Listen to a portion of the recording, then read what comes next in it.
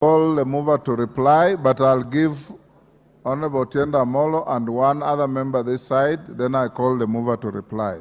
Otiende Amollo? Okay.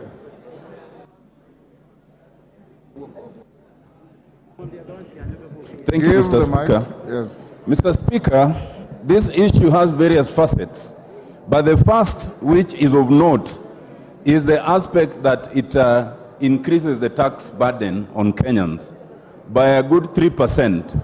And while most people are already familiar with the 3%, what they are not familiar with is the penalty that is also prescribed, that if you do not remit that 3% within 30 days, there's an additional penalty of another 3%. So that in any 1 month you are in danger of having to pay 6%, which can actually be recovered by court action. Secondly, and this bears repetition, it must be borne in mind that as national government is endeavoring to do all this, Schedule 4, Clause 18, and Schedule Part 1 and Part 2 makes it very clear that no matter how well-intentioned the government may be, housing still remains a county function, function. And the only thing given to national government is the policy. This bill is not prescribing policy, it's prescribing the way of doing it. That will remain unconstitutional no matter how you couch it. Thirdly, Mr. Speaker, in terms of counties, this bill is very strange. It comes under the hand of the Honorable Kimani Ichung'wah, and it purports in the purposes that it has nothing to do with counties. And yet, first of all, in the very face of the bill, Mr. Speaker, if you look at the bill, Clause 10 2C, Clause 12 3B1, both of them actually expressly mention the county. Besides, in their rendering of explanation, we have been told that actually they are getting land that is right now held by the counties. You cannot get land from the counties and say the bill does not concern counties, by definition and by law. It means, by whatever formulation, the bill must also involve the Senate, and it must also involve discussion with the county governments. Mr. Speaker, the question of land is not clear. This bill proceeds as if these units will be built in the air. There is no attempt to talk about land acquisition at all. In fact, more importantly, under the Constitution, whether it's land held on behalf of the county or on behalf of the national government, it is only the National Land Commission that is authorized to allocate that land. The bill does not even recognize the National Land Commission, and I've seen the submission by the commission itself.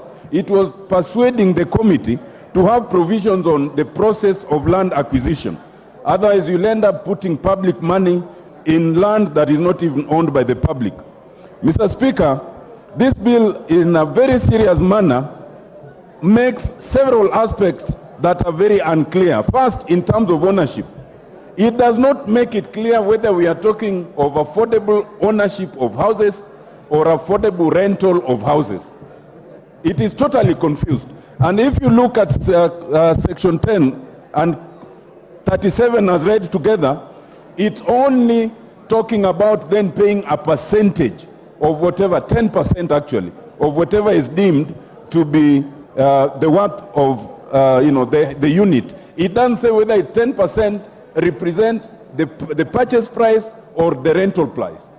This bill again, Mr. Speaker, in trying to talk of administration, it becomes very confusing. In Section 11, the money is supposed to be divided 3 ways. Part of it is divided to the National Housing Corporation, another part to the slum upgrading program, and the third part to the State Department responsible for housing in Section 11.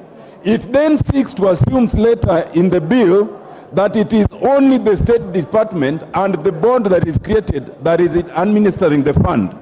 The truth is, once you allocate land to the National Housing Corporation, to the slum upgrading fund, you have no means under the bill of then superintending it. It means that only 1/3 of the money allocated under this bill will be superintended by the board that is created. Mr. Speaker, In all fairness, the bill then does something very, very dangerous in Section 2A. And Mr. Speaker, we all know that the collector of taxes is the Kenya Revenue Authority. But this Section 2A then authorizes any other person appointed by the Cabinet Secretary for the time being responsible for National Treasury for the purposes of collection of funds under this Act. We are enabling an entity who is not even said to be a government entity to collect government taxes. We must be the only country that can do such a thing. And besides, you know that later on, 2% of the monies allocated are then allowed to be retained by this actor. Who is this person that we are giving the possibility of collecting monies that belong to Kenyans under this fund? Mr. Speaker, I wish to submit that however well-intentioned, this bill still requires a lot of proper analysis and engagement, not at the level of drafting, but at the idea level. It is still premature, it has not been well cooked, it is being rushed, it will end up being in problems. I so submit, Mr. Speaker. Thank you very much. I'll give Kimani, then we can call the mover to reply.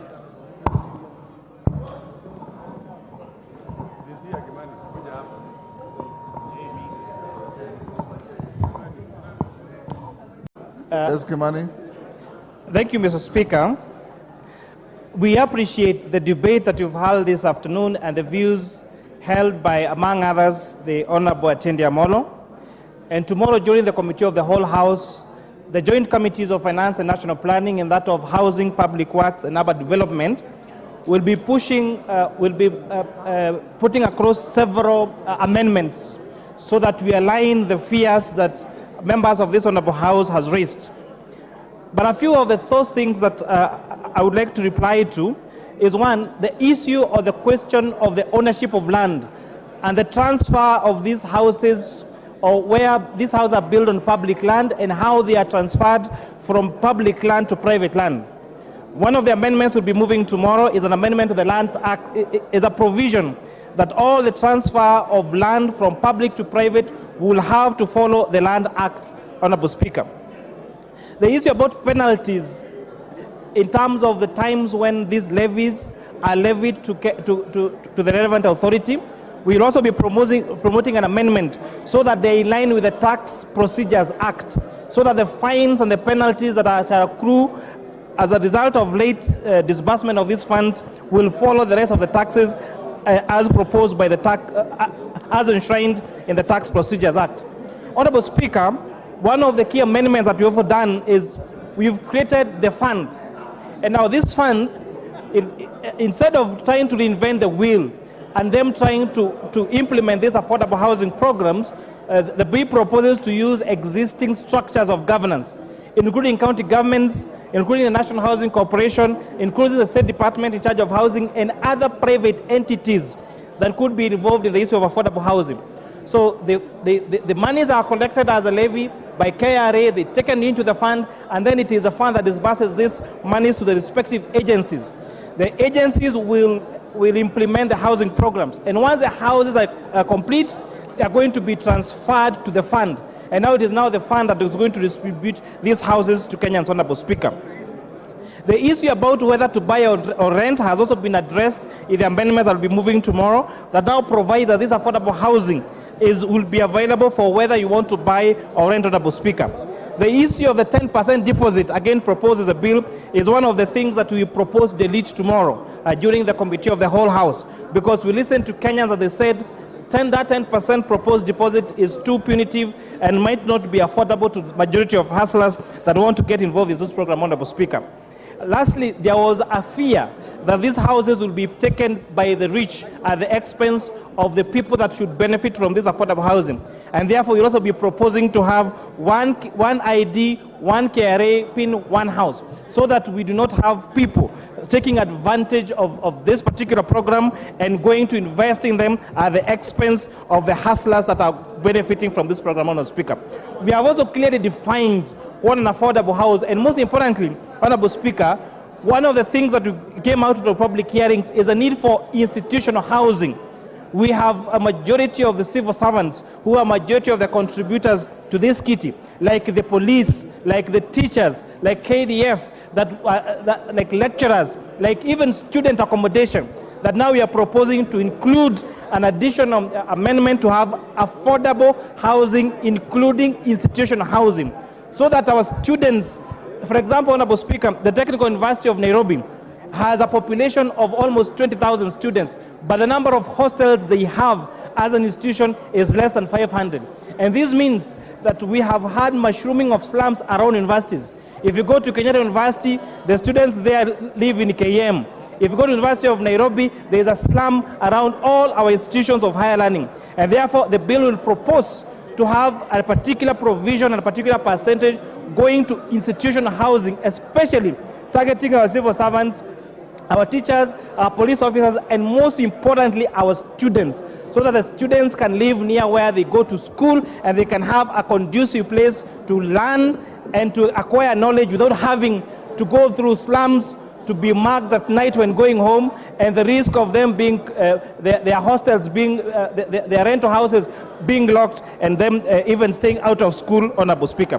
With those many remarks, Honorable Speaker, I beg to support this bill, and again, tomorrow during the committee of the whole, the joint committees will be proposing an array of amendments to safeguard some of the things that our members, especially from the minority side, has raised. I beg to move, Honorable Speaker.